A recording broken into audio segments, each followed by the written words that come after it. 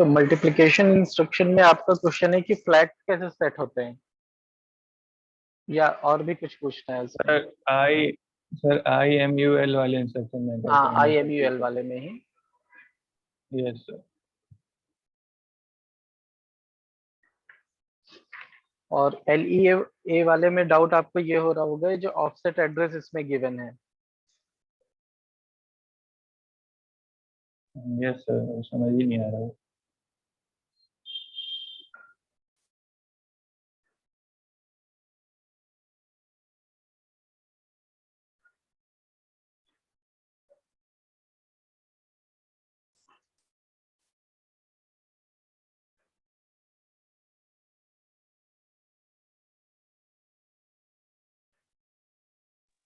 Hello sir.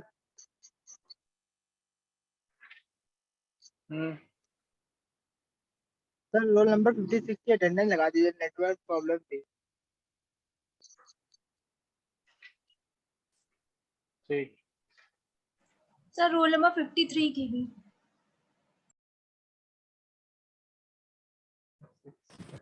Roll number 42।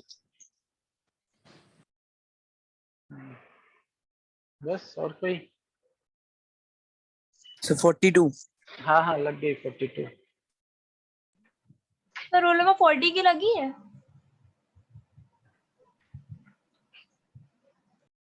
हम्म।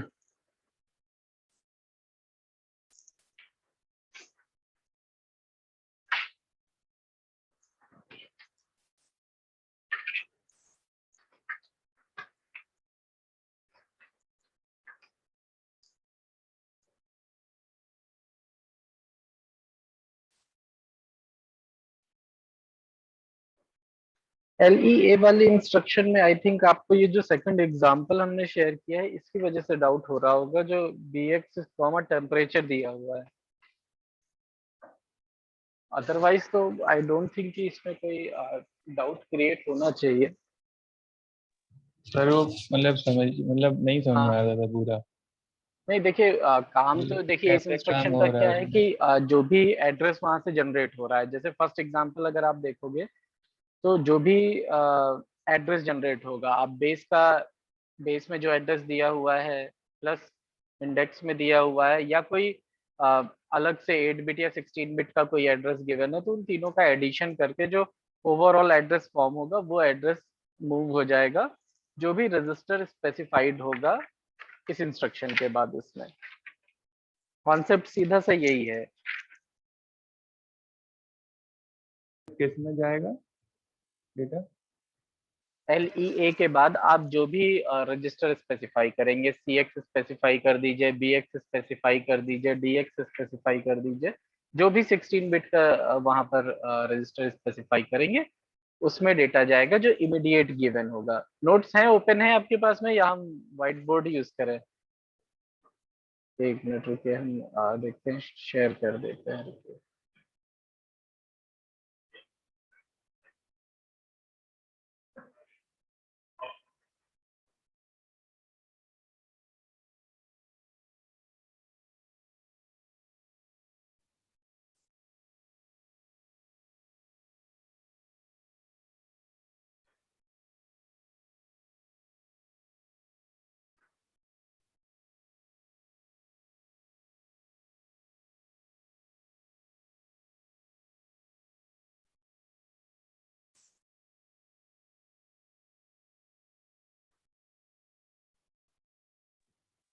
Excuse me sir.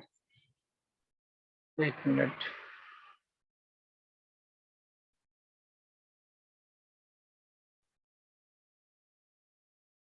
हाँ जी, बताइए। Sir वो अटेंडेंस लगा दीजिए, मेरा रिजॉइन नहीं हो रहा था। 57 रोल नंबर। ठीक।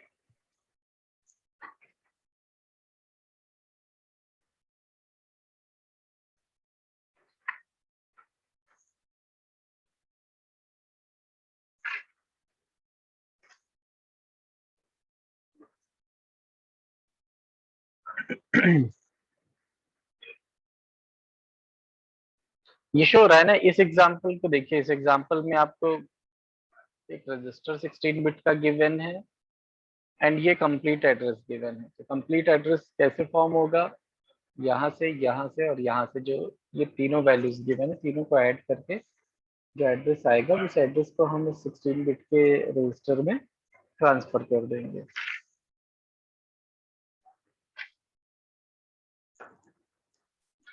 Okay sir.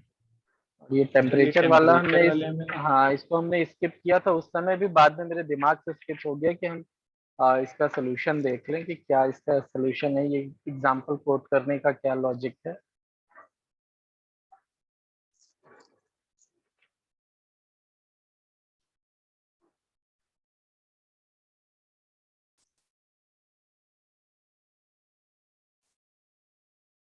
सर इतने सारे इंस्ट्रक्शंस हैं वो याद ही नहीं रहते हैं सर, एमसीक्यूज में नहीं रहते हैं, देखिए हाँ एक्सटर्नल में। एक्सटर्नल में तो इतना नहीं पूछेंगे इंस्ट्रक्शंस के बारे में, हमने डिस्कस किया था डिटेल में इसलिए हमने पूछ लिया, वरना इंस्ट्रक्शंस इतनी ज्यादा डिटेल में नहीं आती हैं, इतना डिटेल में स्टडी करने की जरूरत नहीं है। और 8086 बहुत कम टच किया जाता है, आएंगी 8085 में आएंगी 8085 की। Okay sir. और ये जैसे ये जो टेम्परेचर वर्ड लिखा हुआ है तो इसका मतलब क्या होता है कि इस टेम्परेचर वर्ड का जो ऑफसेट एड्रेस है इन डेटा सेगमेंट, क्योंकि ये एक डेटा को रिप्रेजेंट कर रहा है जो डेटा सेगमेंट में कहीं शायद स्टोर्ड है, तो उसका जो ऑफसेट एड्रेस होगा वो स्टोर होगा जाकर के BX रजिस्टर में। अगर यहाँ पर कोई भी मतलब टेम्परेचर ही नहीं, कोई अदर वर्ड कुछ भी यहाँ पर लिखा हुआ है। सर जैसे ये डेटा सेगमेंट में अगर स्टोर है तो मतलब हम लोग डेटा सेगमेंट रजिस्टर का यूज क्यों नहीं कर सकते हैं?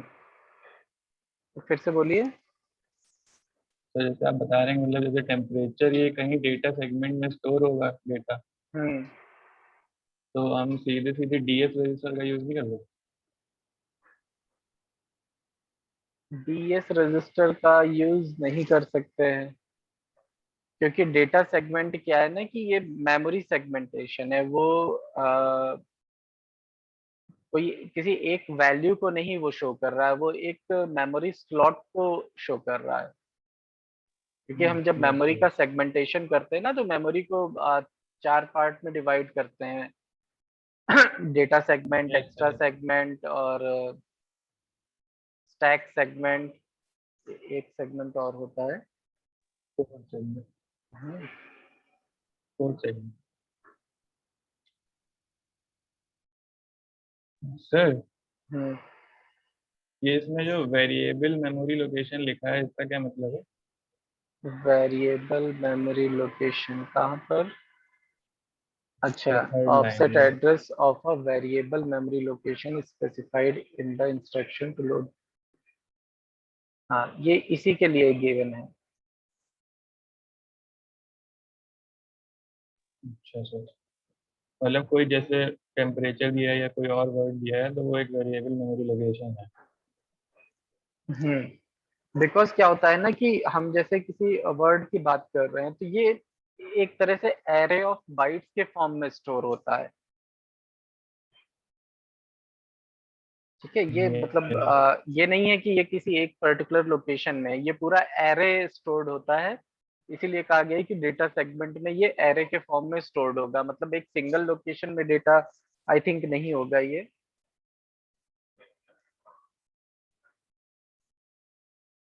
Okay sir.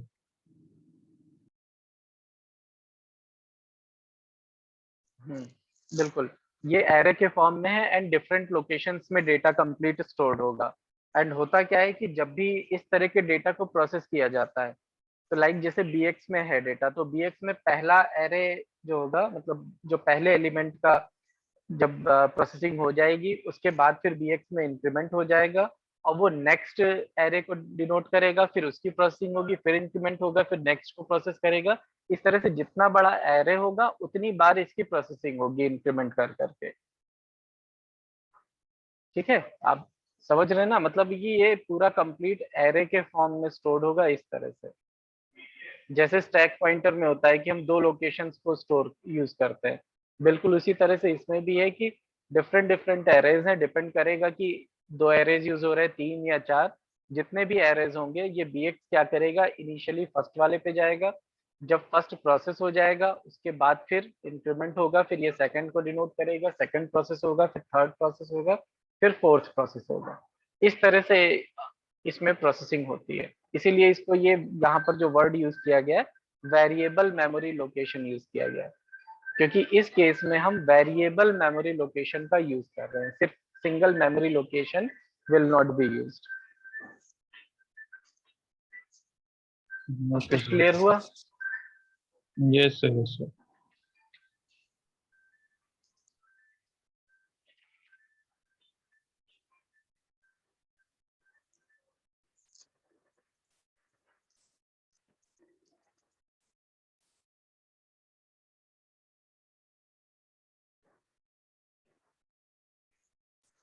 एंड उसका पूछ रहे थे आप, उसमें भी जो फ्लैग्स है, फ्लैग्स का मतलब क्लियरली मेंशन है उस इंस्ट्रक्शन में। एक मिनट, अर्थमेटिक आ गया।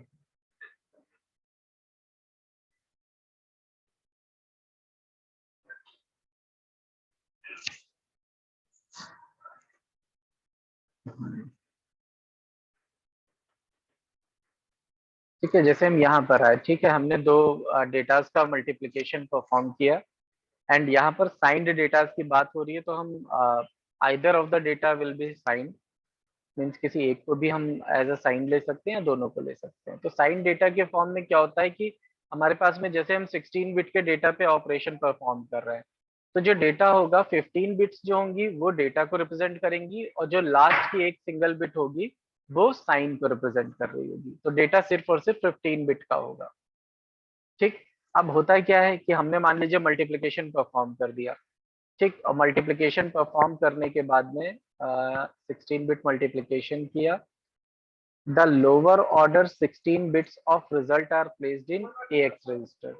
ठीक है, क्योंकि 16 और 16 का मल्टीप्लिकेशन करेंगे तो पॉसिबिलिटी है कि डेटा 16 बिट से ओवरफ्लो कर जाएगा।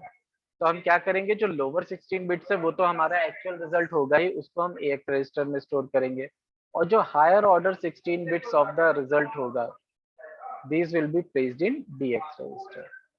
अब in either case, if the higher order half of the result is sign extension of low order half of the result, ठीक, एक पॉसिबिलिटी ये हो सकती है कि भाई जो DX में डेटा जा रहा है वो सिर्फ और सिर्फ हो सकता है साइन एक्सटेंशन की वजह से जा रहा हो,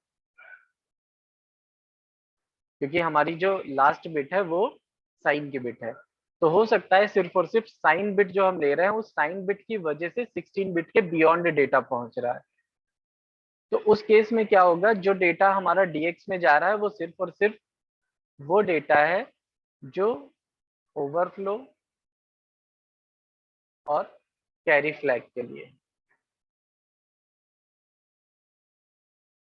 क्योंकि DX में जो डेटा जा रहा है वो हमारा ओवरफ्लो या उसकी के लिए जाएगा, कैरी फ्लैग के लिए जाएगा।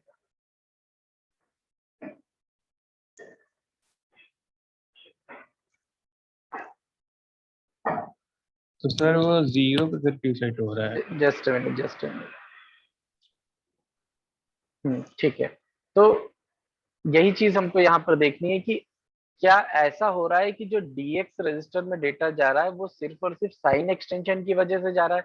आप जैसे जब मल्टीप्लिकेशन परफॉर्म करोगे, लाइक जैसे हम 4 बिट का या 2 बिट का मल्टीप्लिकेशन आपको दिखाते हैं, हम 1 1 और 1 0 का मल्टीप्लिकेशन कर रहे हैं, ठीक है, तो 0 0 आएगा सबसे पहले, देन हम इस प्लेस को छोड़ देंगे और यहाँ पर लिखेंगे 1 1 एंड इसको ऐड कर देंगे 0 1 1, ठीक। तो 2 बिट का मल्टीप्लिकेशन किया, अब मान लीजिए हमारे पास 2 बिट के 2 रजिस्टर हैं, तो ये तो हमारा रिजल्ट आया ही, हमने 2 बिट्स यहाँ स्टोर की और ये 1 बिट हमारे अगले इसमें चली गई। अब हमें ये चेक करना है कि क्या ये बिट सिर्फ और सिर्फ साइन एक्सटेंशन की वजह से आ रही है। तो आप देखेंगे कि ये बिट कहाँ से आ रही है, यहाँ से आ रही है, और ये बिट हमें इन दोनों के मल्टीप्लिकेशन से मिल रही है, मतलब साइन बिट के एक्सटेंशन से ही मिल रही है। तो इट मीन्स कि ये बिट सिर्फ और सिर्फ साइन को रिप्रेजेंट कर रही है कि हमारा जो साइन डेटा है वो 1 की वजह से नेगेटिव हो रहा है। ठीक, तो उस केस में क्या होगा कि उस केस में हम ये मान लेंगे कि जो डेटा dx में गया है वो सिर्फ और सिर्फ साइन को रिप्रेजेंट कर रहा है, ना ही वो ओवरफ्लो फ्लैग है, ना ही वो कैरी फ्लैग। बात समझ में आई? Yes sir. ठीक है, अगर ये सिर्फ और सिर्फ तो साइन सर को जैसे रिप्रेजेंट कर रहा है। हाँ बोलिए। 16 बिट का डेटा था तो जैसे, हाँ तो 16 बिट का हमने मल्टीप्लिकेशन किया और हमें 16 बिट ही मिल गई, लेकिन एक बिट जो है वो साइन एक्सटेंशन की वजह से जा रहा है, तो हाँ वो ओवरफ्लो और कैरी फ्लैग नहीं होगा। हाँ, वो ओवरफ्लो और कैरी फ्लैग नहीं होगा वो, और क्योंकि वो अगर साइन 17 एक्सटेंशन की बिट वजह जा से। रही होगी हाँ, अगर तो और वो एक्स्ट्रा बिट 17 जा बिट रही है। जाएगी। बिल्कुल Yes. बिल्कुल बिल्कुल करेक्ट। इसीलिए यहाँ लिखा हुआ है if the higher order half of the result is not sign extension of lower order half of the result. तो उस केस में क्या होगा, तब हम ये कहेंगे कि ये डेटा ओवरफ्लो हो रहा है और कैरी जनरेट हो रहा है, तो ये दोनों आपके सेट हो जाएंगे, overflow flag and carry flag. Okay sir, thank you sir. ठीक,